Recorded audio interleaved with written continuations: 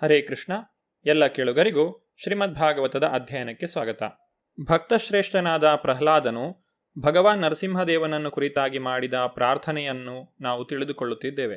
ಈ ಲೌಕಿಕ ಜಗತ್ತಿನಲ್ಲಿ ಚತುರತೆಯಿಂದ ಒಬ್ಬ ವ್ಯಕ್ತಿಯು ಬದುಕಬೇಕು. ಐಹಿಕ ಜಗತ್ತನ್ನು ದ್ವಂದ್ವಾತ್ಮಕ ಜಗತ್ತು ಎಂದು ಕರೆಯಲಾಗಿದೆ.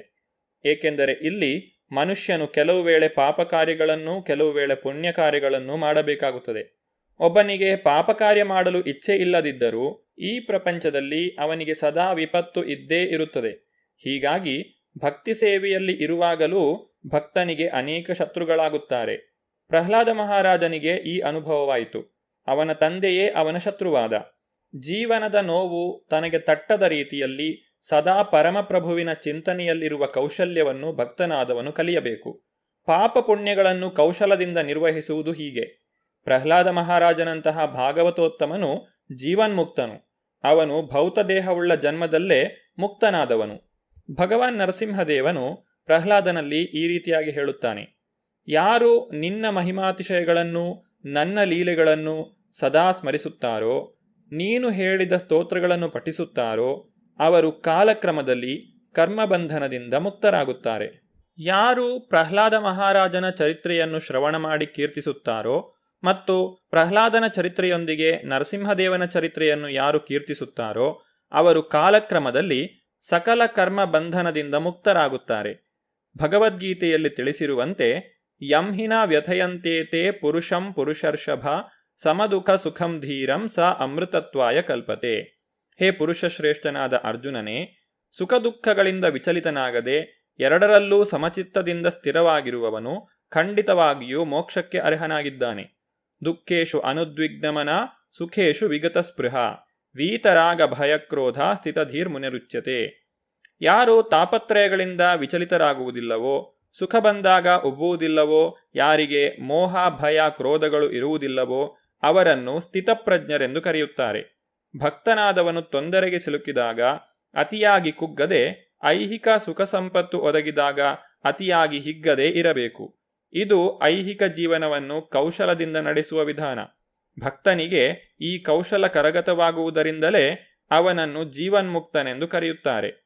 ರೂಪಗೋಸ್ವಾಮಿಯವರು ಭಕ್ತಿರಸಾಮೃತ ಸಿಂಧುವಿನಲ್ಲಿ ಹೀಗೆ ಹೇಳುತ್ತಾರೆ: ಇಹಾಯಸ್ಯ ಹರೇರ್ದಾಸ್ಯೆ ಕರ್ಮಣ ಮನಸಾಗಿರ ನಿಖಿಲಾಸ್ವಪಿ ಅವಸ್ಥಾಸು ಜೀವನ್ಮುಕ್ತ ಸ ಉಚ್ಯತೆ. ಕಾಯೇನ ವಾಚಾ ಮನಸಾ ಕೃಷ್ಣ ಪ್ರಜ್ಞೆಯಲ್ಲಿರುವ ವ್ಯಕ್ತಿಯು ಐಹಿಕ ಕಾರ್ಯಚಟುವಟಿಕೆಗಳಲ್ಲಿ ತೊಡಗಿದ್ದರೂ ಅವನು ಜೀವನ್ಮುಕ್ತನು. ಭಕ್ತನಾದವನು ಜೀವನದ ಯಾವುದೇ ಪರಿಸ್ಥಿತಿಯಲ್ಲೂ ಸತತ ಭಕ್ತಿ ಸೇವೆಯಲ್ಲಿ ನಿರತನಾಗಿರುವುದರಿಂದ ಅವನು ಸಕಲ ಲೋಕಬಂಧನಗಳಿಂದಲೂ ಮುಕ್ತನಾಗಿರುತ್ತಾನೆ. ಭಕ್ತಿ ಪುನಾತಿ ಮನ್ನಿಷ್ಠ ಶ್ವಪಾಕಾನ್ ಅಪಿ ಸಂಭವಾತ್. ವ್ಯಕ್ತಿಯು ಮಾಂಸ ತಿನ್ನುವವರ ಕುಟುಂಬದಲ್ಲಿ ಹುಟ್ಟಿದ್ದರೂ ಭಕ್ತಿ ಸೇವೆಯಲ್ಲಿ ತೊಡಗಿದರೆ ಅವನು ಪರಿಶುದ್ಧನಾಗುತ್ತಾನೆ. ಯಾರು ಪ್ರಹ್ಲಾದ ಮಹಾರಾಜನ ಪವಿತ್ರ ಜೀವನ ಚರಿತ್ರೆಯನ್ನು ಮಹಿಮೆಗಳನ್ನು ಕೀರ್ತಿಸುತ್ತಾರೋ ಅವರು ಕರ್ಮಬಂಧನಗಳಿಂದ ಮುಕ್ತರಾಗುತ್ತಾರೆ. ಭಗವಾನ್ ನರಸಿಂಹದೇವನ ಮಾತುಗಳನ್ನು ಕೇಳಿಸಿಕೊಂಡ ನಂತರ ಪ್ರಹ್ಲಾದ ಮಹಾರಾಜನು ಈ ರೀತಿಯಾಗಿ ಹೇಳಿದನು: ಹೇ ಪರಮಪ್ರಭುವೆ, ಪತಿತಾತ್ಮರಿಗೆ ನೀನು ಅಷ್ಟೊಂದು ಕರುಣೆಯನ್ನು ತೋರಿರುವುದರಿಂದ ನಾನು ನಿನ್ನಲ್ಲಿ ಒಂದೇ ಒಂದು ವರವನ್ನು ಬೇಡುವೆನು. ಸಾಯುವಾಗ ನನ್ನ ತಂದೆಯ ಮೇಲೆ ನಿನ್ನ ಕೃಪಾದೃಷ್ಟಿ ಬಿದ್ದಾಗಲೇ ಅವನು ಪುನೀತನಾದನೆಂದು ನನಗೆ ಗೊತ್ತು.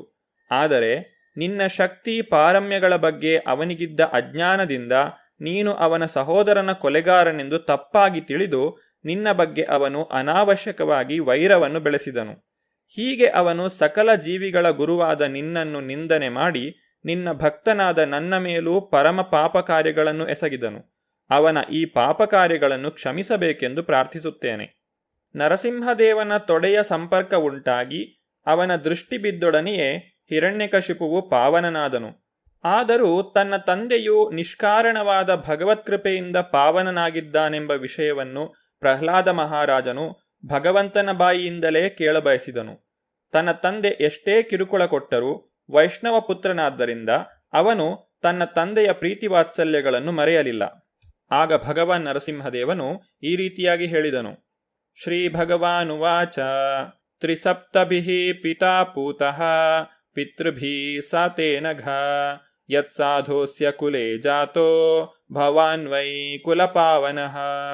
ಪ್ರಿಯ ಪ್ರಹ್ಲಾದನೇ, ಹೇ ಪಾಪರಹಿತನೇ, ಹೇ ಸಾಧುವೆ, ನಿನ್ನ ಕುಲದ 21 ಪಿತೃಗಳ ಸಮೇತ ನಿನ್ನ ತಂದೆಯು ಪಾವನನಾಗಿದ್ದಾನೆ. ನೀನು ಈ ಕುಲದಲ್ಲಿ ಹುಟ್ಟಿದ್ದರಿಂದ ಇಡೀ ವಂಶವೇ ಪಾವನವಾಯಿತು. ವೈಷ್ಣವನೊಬ್ಬನು ಒಂದು ಕುಟುಂಬದಲ್ಲಿ ಹುಟ್ಟಿದ್ದರೆ ಭಗವತ್ಕೃಪೆಯಿಂದ ಅವನು ತನ್ನ ಕುಟುಂಬವನ್ನು ಪಾವನಗೊಳಿಸುತ್ತಾನೆ. ಮಾತ್ರವಲ್ಲದೆ ತನ್ನ ಪೂರ್ವ ಜನ್ಮಗಳ ಕುಟುಂಬಗಳನ್ನೂ ಉದ್ಧರಿಸುತ್ತಾನೆ. ಯತ್ರ ಯತ್ರ ಚ ಮದ್ಭಕ್ತ ಪ್ರಶಾಂತ ಸಮದರ್ಶಿನಃ ಸಾಧವಾ ಸಮುದಾಚಾರ ತೇ ಪೂಯಂತೇಪಿ ಕೀಕಟ.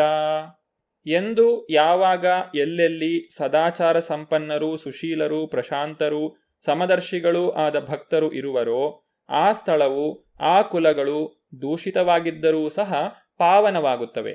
ಭಕ್ತೋತ್ತಮರು ಎಲ್ಲೇ ಇದ್ದರೂ ಅವರು ತಮ್ಮ ಕುಟುಂಬಗಳನ್ನು ಮಾತ್ರವಲ್ಲದೆ ಇಡೀ ದೇಶವನ್ನೇ ಪಾವನಗೊಳಿಸುತ್ತಾರೆ. ಸರ್ವಾತ್ಮನ ನ ಹಿಂಸಂತಿ ಭೂತಗ್ರಾಮೇಷು ಕಿಂಚನ ಉಚ್ಚಾವಚೇಷು ದೈತ್ಯೇಂದ್ರ ಮದ್ಭಾವ ವಿಗತ ಸ್ಪೃಹ. ರಾಕ್ಷಸ ರಾಜನಾದ ಪ್ರಿಯ ಪ್ರಹ್ಲಾದನೇ, ನನ್ನ ಭಕ್ತನು ನನ್ನ ಭಕ್ತಿ ಸೇವೆಯಲ್ಲಿ ಅನುರಕ್ತನಾಗಿರುವುದರಿಂದ ಜೀವಿಗಳಲ್ಲಿ ಉಚ್ಚ ನೀಚವೆಂಬ ಭೇದ ಭಾವ ತೋರುವುದಿಲ್ಲ. ಅವನು ಯಾರ ಬಗ್ಗೆಯೂ ಯಾವುದಕ್ಕೂ ಹೊಟ್ಟೆ ಕಿಚ್ಚು ಪಡುವುದಿಲ್ಲ. ಭವಂತಿ ಪುರುಷಾಲೋಕೆ ಮದ್ಭಕ್ತ ತ್ವಾಂ ಅನುವ್ರತ ಭವಾನ್ ಮೇ ಖಲು ಭಕ್ತಾನಾಂ ಸರ್ವೇಷಾಂ ಪ್ರತಿರೂಪಧೃಕ್. ಯಾರು ನಿನ್ನ ಮೇಲ್ಪಂಕ್ತಿಯನ್ನು ಅನುಸರಿಸುತ್ತಾರೋ ಅವರು ನನ್ನ ಶುದ್ಧ ಭಕ್ತರಾಗುತ್ತಾರೆ. ನೀನು ನನ್ನ ಭಕ್ತರಲ್ಲೆಲ್ಲ ಶ್ರೇಷ್ಠನು. ಬೇರೆ ಭಕ್ತರು ನಿನ್ನ ಹಾದಿಯಲ್ಲಿ ನಡೆಯಬೇಕು. ಕುರುತ್ವಂ ಪ್ರೇತಕೃತ್ಯಾನಿ ಪಿತೂಪೂತಸ್ಯ ಸರ್ವಶಃ ಮದಂಗಸ್ಪರ್ಶನೇನಾಂಗ ಲೋಕಾನ್ಯಾಸ್ಯತಿ ಸುಪ್ರಜಾ. ವತ್ಸ, ನಿನ್ನ ತಂದೆ ಸಾಯುವಾಗ ನನ್ನ ಶರೀರ ಸ್ಪರ್ಶ ಉಂಟಾಗಿ ಈಗಾಗಲೇ ಪುನೀತನಾಗಿದ್ದಾನೆ. ತಂದೆ ಸತ್ತ ಅನಂತರ ಅವನಿಗೆ ಶ್ರಾದ್ದಾದಿ ಕರ್ಮಗಳನ್ನು ಮಾಡಬೇಕಾದ್ದು ಮಗನ ಕರ್ತವ್ಯ. ಆಗ ತಂದೆಗೆ ಊರ್ಧ್ವಲೋಕ ಪ್ರಾಪ್ತವಾಗಿ ಅವನು ಉತ್ತಮ ಪ್ರಜೆಯೂ ಭಕ್ತನೂ ಆಗುತ್ತಾನೆ. ಹಿರಣ್ಯಕಶಿಪುವು ಈಗಾಗಲೇ ಪಾವನನಾಗಿದ್ದರೂ ಅವನು ಮತ್ತೆ ಭಕ್ತನಾಗಲು ಇನ್ನೊಂದು ಊರ್ಧ್ವಲೋಕದಲ್ಲಿ ಹುಟ್ಟಬೇಕಾದಿತ್ತು ಎಂದು ಈ ಸಂಬಂಧದಲ್ಲಿ ಶ್ರೀಲ ವಿಶ್ವನಾಥ ಚಕ್ರವರ್ತಿ ಠಾಕೂರರು ಹೇಳುತ್ತಾರೆ. ಶಿಷ್ಟಾಚಾರಕ್ಕಾಗಿ ಪ್ರಹ್ಲಾದ ಮಹಾರಾಜನು ತನ್ನ ತಂದೆಯ ಶ್ರಾದ್ದವನ್ನು ಮಾಡಬೇಕೆಂದು ಭಗವಂತನು ಹೇಳಿದನು. ಏಕೆಂದರೆ ಯಾವುದೇ ಪರಿಸ್ಥಿತಿಯಲ್ಲೂ ಭಗವಂತನು ಸದಾಚಾರದ ವಿಧಿವಿಧಾನಗಳನ್ನು ನಿಲ್ಲಿಸಬಯಸುವುದಿಲ್ಲ.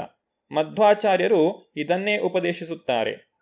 ಮಧು ಮತ್ತು ಕೈಠಬ ಎಂಬ ದಾನವರನ್ನು ಭಗವಂತನು ಸಂಹಾರ ಮಾಡಿದಾಗ ಈ ದಾನವರು ಭಗವದ್ಧಾಮಕ್ಕೆ ಹಿಂದಿರುಗಲೆಂದು ಅವರ ಬಂಧುಬಾಂಧವರು ಶ್ರಾದ್ದಾದಿ ಕರ್ಮಗಳನ್ನು ಮಾಡಿದರು. ಭಗವಾನ್ ನರಸಿಂಹದೇವನು ತನ್ನ ಮಾತುಗಳನ್ನು ಮುಂದುವರಿಸಿದನು. ಶ್ರಾದ್ದ ಕರ್ಮಗಳನ್ನು ಮಾಡಿದ ನಂತರ ನಿನ್ನ ತಂದೆಯ ರಾಜ್ಯಭಾರವನ್ನು ವಹಿಸಿಕೊ. ತಂದೆಯ ಸಿಂಹಾಸನದ ಮೇಲೆ ಕುಳಿತುಕೋ. ಲೌಕಿಕ ಚಟುವಟಿಕೆಗಳ ಬಗ್ಗೆ ತಲೆಕೆಡಿಸಿಕೊಳ್ಳಬೇಡ.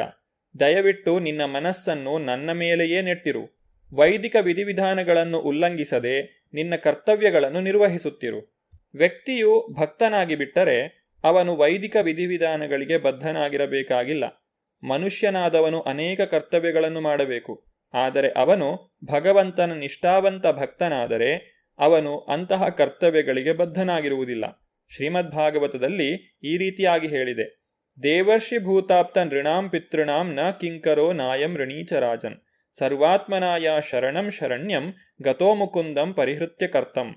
ಭಗವಂತನ ಪಾದಾರವಿಂದಗಳಿಗೆ ಪೂರ್ತಿಯಾಗಿ ಶರಣಾಗತನಾದವನು ತನ್ನ ಪಿತೃಗಳು, ಮಹರ್ಷಿಗಳು, ಸಮಾಜ, ಜನಸಾಮಾನ್ಯ ಅಥವಾ ಯಾವುದೇ ಜೀವಿಗೆ ಋಣಿಯಾಗಿರುವುದಿಲ್ಲ. ಆದರೂ ಭಗವಂತನು ಪ್ರಹ್ಲಾದನಿಗೆ ನಿಯಂತ್ರಕ ತತ್ವಗಳನ್ನು ಅನುಸರಿಸಬೇಕೆಂದು ಹೇಳುತ್ತಾನೆ. ಏಕೆಂದರೆ ಮುಂದೆ ರಾಜನಾಗುವ ಅವನನ್ನು ಇತರರು ಹಿಂಬಾಲಿಸುತ್ತಾರೆ. ಜನರು ಭಗವಂತನ ಭಕ್ತರಾಗಲು ಪ್ರಹ್ಲಾದ ಮಹಾರಾಜನು ತನ್ನ ರಾಜಕೀಯ ಕರ್ತವ್ಯಗಳಲ್ಲಿ ನಿರತನಾಗಬೇಕೆಂದು ನರಸಿಂಹದೇವನು ಅವನಿಗೆ ಸಲಹೆ ಮಾಡಿದನು. ಯದ್ಯದ್ ಆಚರತಿ ಶ್ರೇಷ್ಠ ತತ್ತದೇವೇತರೋ ಜನಃ ಸಾಯತ್ ಪ್ರಮಾಣಂ ಕುರುತೆ ಲೋಕಸ್ತದನುವರ್ತತೆ. ದೊಡ್ಡ ಮನುಷ್ಯನು ಏನೇನನ್ನು ಮಾಡುತ್ತಾನೋ ಅದನ್ನೇ ಇತರ ಸಾಮಾನ್ಯ ಜನರು ಅನುಸರಿಸುತ್ತಾರೆ. ಅವನು ಯಾವ ಶಿಷ್ಟ ಸಂಪ್ರದಾಯವನ್ನು ಹಾಕಿಕೊಡುತ್ತಾನೋ ಅದನ್ನು ಇಡೀ ಜಗತ್ತು ಅನುಸರಿಸುತ್ತದೆ. ಮನುಷ್ಯನು ಲೌಕಿಕ ಕಾರ್ಯಚಟುವಟಿಕೆಗಳಿಗೆ ಅಂಟಿಕೊಳ್ಳಬಾರದು. ಆದರೆ ಭಕ್ತನಾದವನು ವೈದಿಕ ವಿಧಿವಿಧಾನಗಳನ್ನು ಬಿಟ್ಟು ಹೋಗಬಾರದು ಎಂಬುದನ್ನು ಜನಸಾಮಾನ್ಯರಿಗೆ ತೋರಿಸಿಕೊಡಲು ಅಂತಹ ಕಾರ್ಯಚಟುವಟಿಕೆಗಳನ್ನು ಮಾಡಿ ತೋರಿಸಬಹುದು. ಹೀಗೆ ಭಗವಂತನ ಆಜ್ಞೆಯಂತೆ ಪ್ರಹ್ಲಾದ ಮಹಾರಾಜನು ತನ್ನ ತಂದೆಯ ದೇಹ ಸಂಸ್ಕಾರವನ್ನು ಮಾಡಿದನು. ಬ್ರಾಹ್ಮಣರ ನಿರ್ದೇಶನದಂತೆ ಅವನಿಗೆ ರಾಜ್ಯಾಭಿಷೇಕ ಮಾಡಲಾಯಿತು. ಪ್ರಹ್ಲಾದ ಮಹಾರಾಜನ ರಾಜ್ಯಾಭಿಷೇಕವು ಯಾವ ರೀತಿಯಾಗಿ ನಡೆಯಿತು ಎಂಬುದನ್ನು ನಾವು ಮುಂದಿನ ಸಂಚಿಕೆಯಲ್ಲಿ ನೋಡೋಣ. ಧನ್ಯವಾದಗಳು. ಹರೇ ಕೃಷ್ಣ.